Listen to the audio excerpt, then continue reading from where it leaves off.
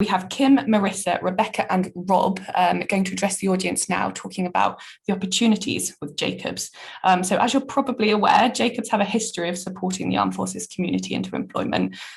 So I'm going to discuss today what they look for in candidates, touch on their kind of live and upcoming opportunities that they have and the support that they offer. So I know there is a lot to pack in from the team, so I will hand over to you, Kim, Marissa, Rebecca, and Rob. Thank you very much. I think I'm up first, so I will get the ball rolling. I had a prepared presentation and I've been listening to what everyone's been saying and thinking, I want to throw it all out the window and talk about other stuff, but I'm going to try and stick to the script. So my name is Kim Chester, and who am I to you? I am not military. But I am a military brat and I am a military wife, an ex-military wife, ex in both respects, in that he left the army whilst we were together and then eventually after 14 years he left me. But it's that journey of going through somebody leaving the forces and that adjustment that he went through that is relevant. My career choices have largely really played back the fact that this is an environment that I'm comfortable in. My first job was a PM working in Africa, running the in-country landmine clearance team for an NGO. I came back to the UK, did a stint in financing, and then I joined Jacobs as a PM, and I'm now a framework director for the submarine infrastructure program that we have down in Devonport. And I'm here to give you a taste of how Jacobs supports its employees with a work-life balance, and also how we react when it goes wrong, which I think is quite pertinent as well. So my personal juggling act, I'm an English graduate in an engineer's world. Jacobs is predominantly made up, certainly in my part of it, made up of engineers. I'm a woman still in a mostly male environment. I have a child, I have a husband, I have an elderly mother. We have animals. I used to be a triathlete, although that bit's fallen off the table recently, and I work full time. I am no more busy or challenged than the next woman. I share this to illustrate the fact that my challenges and my needs are of a certain shape or flavour. Everybody has a slightly different situation and therefore different needs and different requirements. And what we strive to do in Jacobs is moving towards reflecting those as much as we can. So Jacobs is a consultancy, and one of the other speakers earlier was talking about, we sell people, we sell that individuality of people and the innovative solutions that those people are able to bring to problems. So it really behoves us as a company to celebrate the individuality of our employees. I think we've spoken already on the call. I think Justin at the start spoke about bringing your authentic self to work. And that means that Jacobs as an employer tries to provide individual solutions to the work-life squeeze. Some of us are parents, some of us aren't. What we're increasingly seeing now is the line of pressure, if you like, moving up. More women are becoming parents later on in life. And then what we're seeing is our senior execs are now becoming carers, male or female. They suddenly have, older relatives to look after.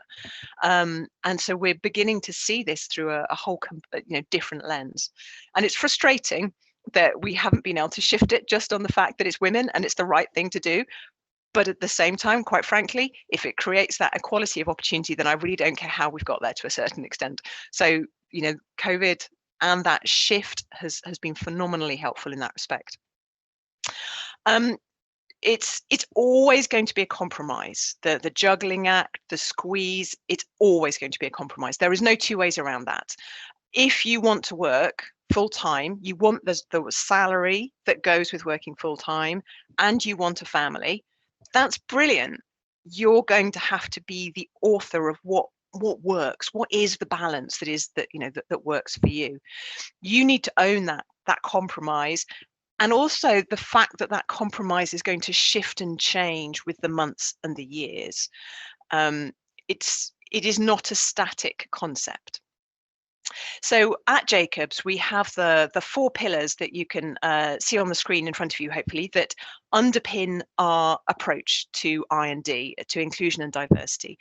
And that then is used to set the conditions for equality of opportunity and recognizing the value of that work-life split. So those 4 pillars are implemented through a range of initiatives across the organization. We have courageous conversations, and this was kicked off during the Black Lives Matter over the summer last year, bringing groups together, bringing teams together, and having those really awkward conversations about race. You know, your colleague that you sit next to, be they a woman, be they Black, be they Muslim, having those conversations about race and faith and gender and what that means. And some of those conversations were really uncomfortable, learning about colleagues and the struggles that they have to put up with on a daily basis. And they've been phenomenally developmental for us as an organization in terms of, wow, okay, how can we address this? How can we better support our colleagues? We're looking at flexible working patterns. We have a very good, very flexible package of patterns and tools to enable people to work in a variety of different ways, whether it's different hours, whether it's less hours. There is pretty much something there for most sizes. We're exploring the move to agile working and outcomes-based contracts, and as such, we're working with a lot of our clients to take them on the journey with that. At the end of the day, the contract we hold with the client sets what we're able to do. And interestingly, many of our contracts are with the MOD, and it's trying to get them to come along with us and facilitate that. We have bridged the gap, and one of the questions earlier from Harriet Rogers was talking about how to move back, how to deal with that move back into the organisation. We have a programme specifically for that, reaching out to parents, providing counselling, coaching, to enable people to maximise their skill sets after that break. And from a personal experience, I've come back from maternity leave full of fear, and actually what I found out is I don't give a damn so much anymore. So that's actually made me a more powerful advocate at work, and it has helped me in my career. So Bridge the Gap is really helpful, and it's also there for line managers, supporting people who haven't had the experience of parenthood and working, and helping them support their employees. We do STEM outreach. We're doing targeted recruitment drives to non-red brick universities and to feeder schools. And we have, most importantly, we have our GENs, our Jacobs Employee Network groups. So we have a number of those. We've got one group which looks at people who are caring for people with disabilities. We have One World, which picks up all of them basically. We have VetNet, obviously for the veterans, Harambe for the Black community, and LACE for the Latin American. And then of course, we have the Women's Network. And they work, people volunteer for them and get involved in them as they wish. So it's important to say that Jacobs doesn't always get it right, okay? But I believe that Jacobs is pretty good at recognizing that and then trying to put it right. So the point is that yes, there are horror stories, but that's kind of the point, is that they are recognized as that, and the organization is very involved in solutions, supporting the individuals and also the team around them to sort of get to the bottom of how we ended up in that position. How can we change it? How can we make sure, importantly, it doesn't happen again? So in conclusion, it is a juggling act. There is no way I can gloss over that. But Jacobs supports its staff to create the best possible blend that enables us to bring our best self to work. It's not always easy, and sometimes we get it wrong, but together, collectively, we are getting better. It's about that dialogue. And so my advice really is to go into this with self-awareness, know what you're prepared to compromise on, what is your personal sliding scale of responsibilities, and then be prepared for that to change. And that's it. That's all from me. And I'm now going to hand over, I think, to Marissa.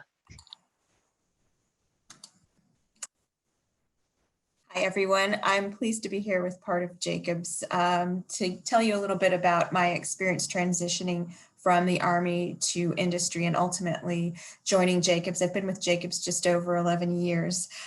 What I've heard so far has been very inspiring and it gives me confidence to know that what I'm about to say is what's already been said by everyone else on the panel.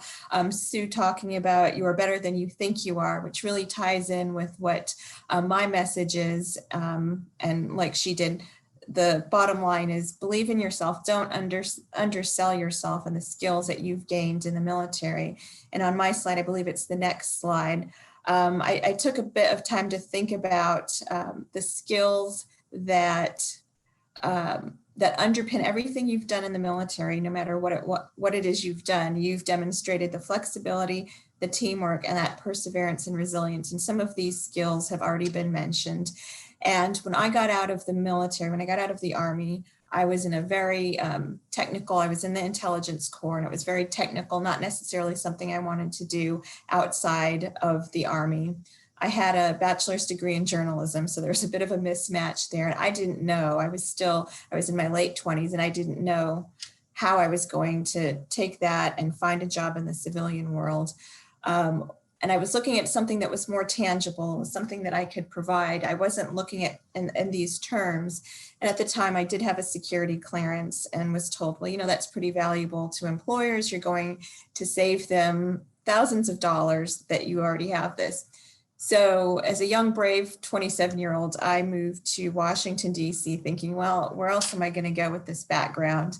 I didn't know anyone. I didn't have any job leads. I didn't have a network. I did land with a temp agency, sort of an admin role at Boeing for a few days, about a week or so, when I saw an advert in the newspaper for a high-tech job fair. And they were looking for individuals who had an engineering or technical degree and a security clearance. And I thought, I definitely don't have the engineering degree, but you know what? I do have the security clearance. I've got nothing to lose. So I dressed up, figured out how to catch the bus to where this job fair was, handed out my CVs. And within about a week, and the economy was great at this time, in a week I had 2 job offers.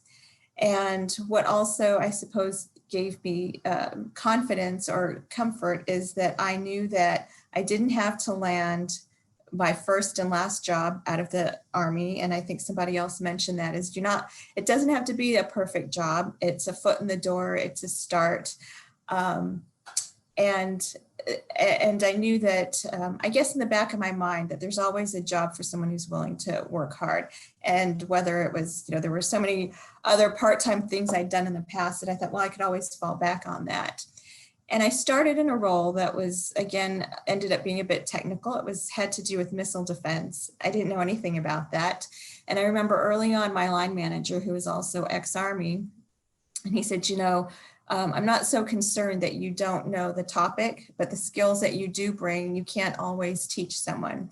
And as my career progressed and where I am now, I've realized that holds true even more.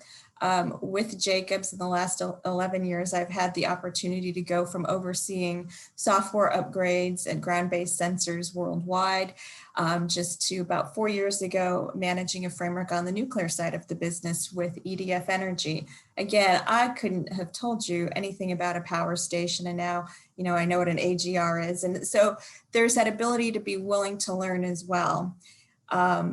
And now I'm back in the defense side of our business, where I do feel comfortable, also having spent my life growing up in the military as a military brat. So again, that resilience has been developed throughout my life, as there are for spouses and partners and children, which at times is challenging and difficult for everyone in the family.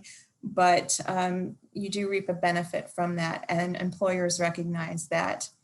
And then another key, I think, and I've had a few roles outside of the military, and it's very apparent to me when it comes to teamwork, or as the word is these days, collaboration, and being able to work with others who are different from yourself. We're a global company, we're working with different cultures.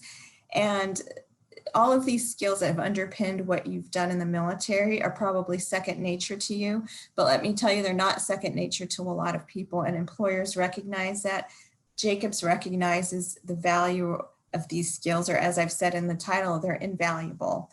They're often hard to teach. You've got them by the bucket loads in the military, so don't forget that when you're looking for a job, when you're looking at job descriptions and think, I don't know if I can really say I do that. Read between the lines, because any role you have will call on these skills that you do have. So it's just a matter of believing in yourself. And in closing, like Kim said, we do get things wrong sometimes. In 11 years with Jacobs, I've had a lot of challenges. And what's helped me overcome those challenges, besides just sort of that belief in myself and knowing what I have to offer and what I can do and what I've overcome, is to find a mentor, to find an advocate. And you'll know who those people are. I think someone else mentioned that they had a manager early on that sort of took them aside and said, well, have you thought about this? Have you thought about that? And I found that from those advocates and those mentors come a lot of your opportunities and your support. And that's the person who's going to believe in you when you might not believe in yourself. And I've been in with a few companies besides Jacobs, and Jacobs is by far the longest. And as I've mentioned to someone, I guess I felt like I found a home with Jacobs where I am now. I have a lot of ex-military colleagues. So I miss the camaraderie of the Army, and I found that with my ex-military colleagues. And as Kim mentioned, we have a lot of employee networks. So in such a big global company, you still are able to find your niche or where you fit in, where there are others like you. And so there's that support there, which I think is really important, especially when you're making such a big transition. And to close finally is, yes, do believe in yourself. Don't undersell your skills. They're very valuable, and there are employers who recognize that. Thank you.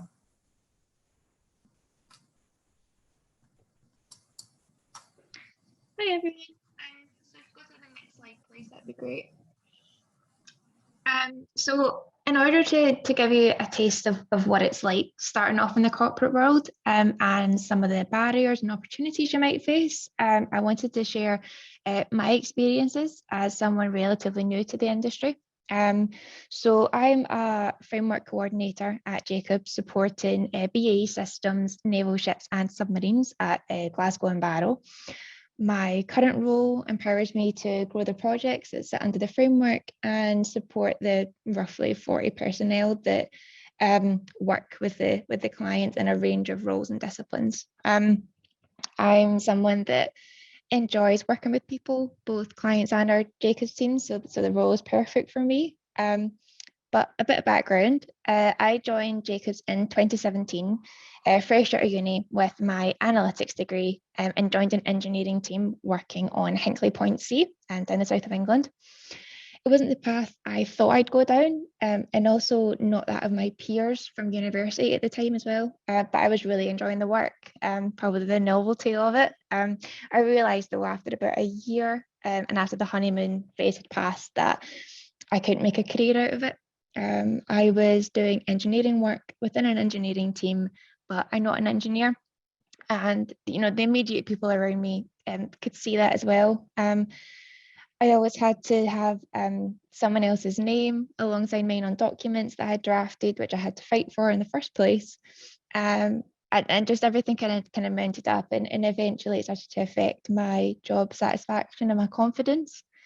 At one point, someone in my team that I knew quite well had said to me that perhaps engineering wasn't for me, and I should look for something else that was more suited to my skills. It wasn't meant to be malicious, but it naturally knocked my confidence quite a bit, and made me wonder whether I was making a mistake with the industry. I knew he was correct that what I was doing wasn't, perfect for me, and I wasn't utilizing the best of my skills. It wasn't going to help my career, but as someone quite young in the company, I was just too afraid to approach the subject and didn't want to go through the hassle of trying to find another job again straight out of uni.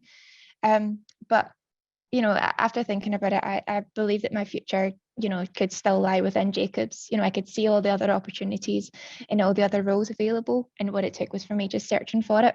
I didn't get to that decision immediately. I had to speak with friends and family about it first, something that I think Pavita had mentioned in the last bit, getting a circle around you, and I was able to talk to people like that. And eventually I realized that I could make the best start of my career here if I communicated it to those that could affect change. So I reached out to my resource manager and also someone that I'd worked with a few times that I realized could make a great future mentor.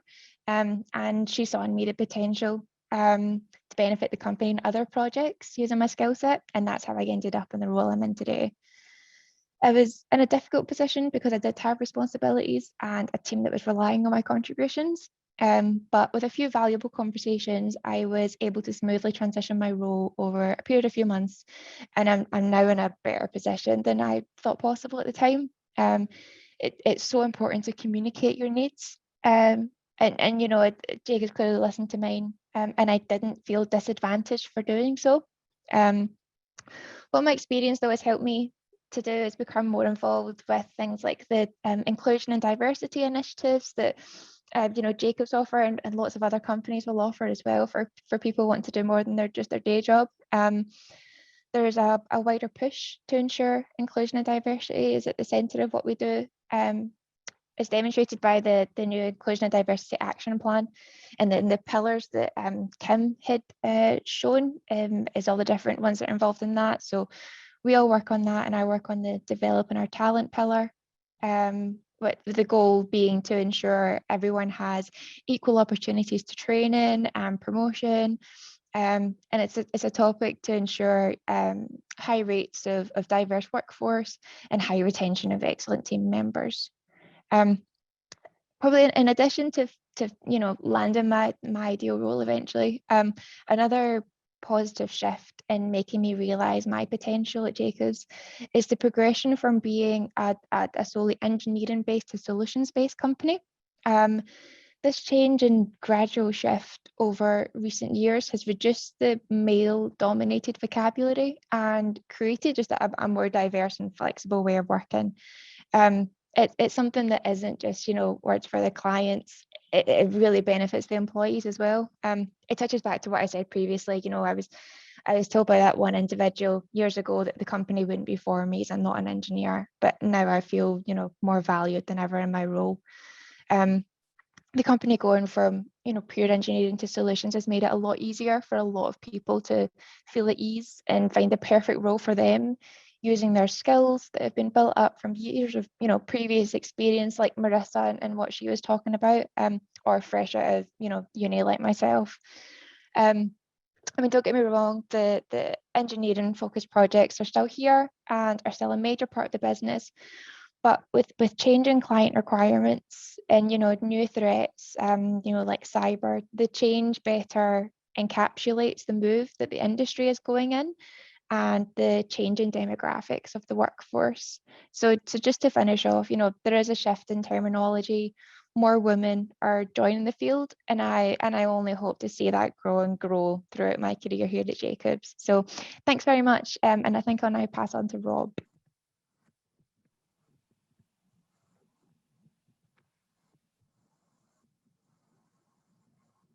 Thanks very much, Rebecca. That's brilliant. Thanks. Thanks, Rebecca. Thanks, Marissa and Kim, and everyone who spoke today. I think it's been really invaluable insight for anybody looking at leaving the armed forces at this time, or indeed a career change after the fact of leaving. So who am I? My name's Robert Kelly. I'm a former Royal Marines senior NCO. I have a background in integrated logistics. And whilst I was leaving the Royal Marines, I utilised my resettlement grants to do some project management qualifications, where I did Prince 2 and Agile project management, which helped me get my foot in the door to Jacobs. Within my first year at Jacobs, I went on a secondment into DE&S, where I was a project manager for F-35 Lightning, where I did just under a year there supporting the procurement of the jet to HM government. Currently, I'm an inside sales manager with Jacobs, and still very much finding my feet in the civilian world in the transition piece from the military into civvy street. And the reason I'm Honoured to talk to you all today as I run a project for Jacobs called Project Soft Landing. Just going to touch on the project now, and we'll talk about it in a bit more depth in a minute or so. The project in its shortest form is a set of stepping stones for you to be able to engage with us at Jacobs, looking at a number of roles and areas where we feel that you would be really suitable to, whether that's in project management, integrated logistics, cyber, or systems engineering. How the project works, well, effectively, and I hope this answers a lot of the questions from the previous panels and questions that have come out today, we run a weekly or bi-weekly webinar with anybody who's interested in joining the project itself. And those webinars are usually strict to 10 people at a time. It would be myself and another Jacobs employee on those webinars. The webinar itself is actually more of a career coaching session where we talk through a whole plethora of things, from advice on relevant courses that might be suitable for you, how to gain a foothold in industry, all the way down to individual CV preparation and tailoring your CV towards Jacobs, or indeed the project management industry, and furthermore, individual one-on-one interview prep, but hopefully securing a job with us at Jacobs. It's critical to point out that it's not just Jacobs bespoke. If you wanted to join the project and utilize it for elements of it, and then indeed take what you've learned and go on to another part of industry, another company, that's absolutely fine by us. It's just part of our gold award from the Armed Forces, giving back to all of you who have left or they're going to be leaving the Armed Forces, trying to give you as much of a leg up as possible, or a foot in the door. If I could have the next slide, please. Okay, so why are Jacobs interested in service leaders then? So this top bullet point there, leadership versus management question. Probably seen it on any command courses that you've sat through, and indeed you're probably going to see it on a number of interviews that can be coming your way as you leave the Armed Forces. You'd be glad to know that within Jacobs, as a service leaver coming to us, or a former military individual, we now no longer ask this question.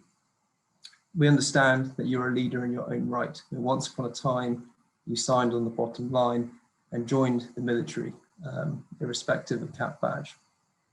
Whilst you've been in the military, it doesn't matter how long you've been in it for, your time in there has seen your management requirements grow as you've gone up the chain of command, for example, or taken on more responsibilities within that current rank. The management of particular pieces of equipment, the management of personnel, whether that's JPA writing, welfare, you name it, we understand that you are the leadership and management piece, which we think is a transferable skill, and a perfect transferable skill into project management, but also into that integrated logistics space, cyber and systems engineering piece, which is what the project is designed to do, to sort of tease those transferable skills out of you and translate them onto paper, albeit via CV and into interview preparation. We recognise that you have the ability to consult. We are a consultancy at the end of the day, and every day in your current line of work, you are a consultant, whether that's consulting up and down the ranks, whether that's trying to drive your particular project up the chain, or indeed implement your project by working it down the chain and up the chain, like any regular project management would have to be done. We understand that you have domain knowledge. So respective cap badges will have very bespoke and detailed understanding of particular domains that we support heavily, such as submarines, for example. Any submariner is going to have an incredible background in that particular domain and platform knowledge. But it's that understanding piece that you have of the whole project and the whole defence, which is real of interest to us. And the last part I'm going to touch on is the values. So if I go to the next slide, please. So Justin, our Vice President, in the opening address this morning, spoke to our values. And I think I've heard this come up quite a bit this morning from different panelists and indeed questions. As a top tip from myself, after leaving the Royal Marines and then joining the civilian world and indeed Jacobs, it's really, really valuable to make sure that you find a company that has a set of values that's going to align with how you've led the last part or recent part of your life. You may have only been in the military 4 years, you might have done full 22. Regardless of the fact, the values that you hold dear from your particular cap badge or background will certainly take with you for the rest of your time, and especially as you grow into different areas of the civilian world. And I think that Jacob's values of we do things right, we challenge the accepted, we aim higher, and we live in inclusion really align really, really well to that of the military, and is another reason why we're so interested in service leavers and indeed spouses who sort of live that life, whether they're particularly happy about bouncing around, following loved ones around the country in different deployments. Look at the next slide, please. So project management then, what is this buzzword that everyone talks about of project management? The project management in its absolutely boiled down, most basic sense is delivering a project on time and critically within budget. And you'll do that every day within your current role in the military. You're constantly delivering projects, whether that's a firing package on a set of ranges or the uplift of a piece of bowman equipment, for example. The projects are endless within the military, and we see all of you as project managers.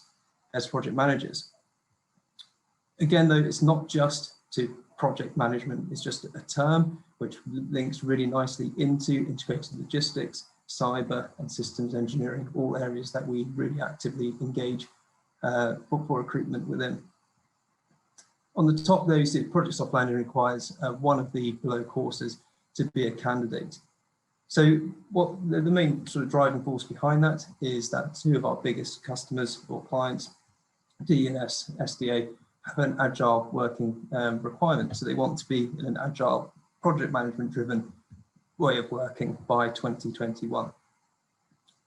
By you joining Project Soft Landing, for example, going through the career coaching webinars that we talked to, giving you the advice on what courses might be best suited to your particular background, rank, etc., would give you the best chance and best sort of steering aid for you to get your foot in the door and for us to be able to work with you and ensure that we give you, well, hopefully from coming to Jacobs, the ability to go on and work in an area and succeed in your first deployment from the company as a consultant. Just on a finishing note before we go on to the break period, the Officers Association will be sending out the Project Soft Landing brochure to all of you after the event today. On the back page of the brochure is a QR code. If joining Project Soft Landing is something that you are interested in, then please follow that QR code. It will take you to our talent acquisition portal where all of your details will be captured correctly. And one of our admin team will reach out to you as soon as possible and give you an option to join one of the coaching sessions or webinars that I've spoke about and start to help you get the ball rolling. We're actively wanting you to engage with us. So please do, even if it is just to come along and find out a little bit more about it. Hopefully the brochure itself will give you much greater in-depth than what I can get across to you today in the short amount of time that we have with you. So thank you all very much. And Esme, I'll hand back over to you. Fantastic. Thanks, Rob. And thanks to you all. That was absolutely brilliant. And again, obviously, thank you for the headline sponsorship. Obviously, we wouldn't be running this event today without you all. So it's much appreciated.